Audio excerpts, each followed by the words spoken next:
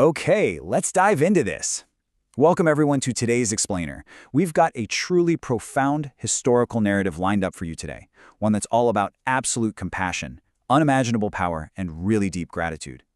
We're going to explore the story of Prophet Sulaiman, who you might also know as Solomon, and this famous, honestly incredible encounter he had in the Valley of Ants. Now, the source text we're analyzing is pretty brief, but man, as you'll see as we go through this, the themes packed inside it are absolutely monumental. It's just a fantastic story. Section 1. The Grand Army. Just imagine for a second a force unlike anything else, marching right across the earth.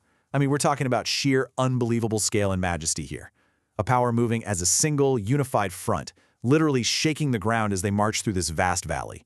Prophet Suleimani had a great army. And listen, it wasn't just your standard infantry. Not at all. The source explicitly describes this army as being made up of men, jinns, and birds.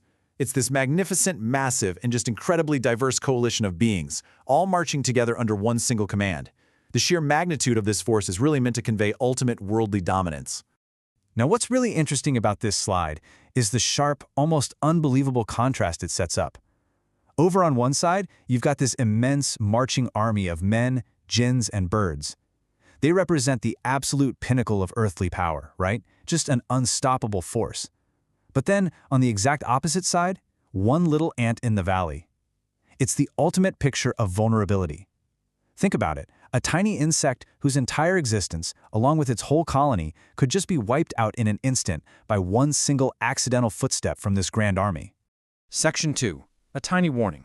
So picture this. As this vast, earth-shaking army draws closer and closer to this tiny creature's domain, the tension is just palpable.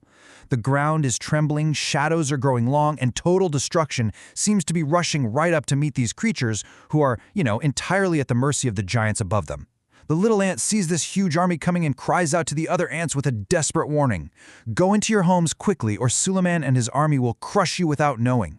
Just sit with that for a second. That is the immense fear of a vulnerable creature facing total instantaneous destruction. And notice the crucial wording here too, without knowing. The ant actually recognizes that an army of this phenomenal size wouldn't even realize the devastation they were causing beneath their feet. Section 3.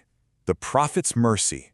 Let's move to the next part and see how this builds, because this is where the dynamic of our narrative completely flips.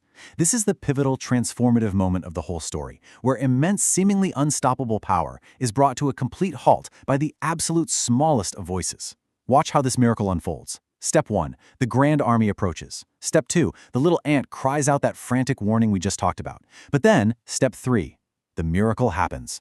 Prophet Suleiman actually hears the ant. And what's his reaction? He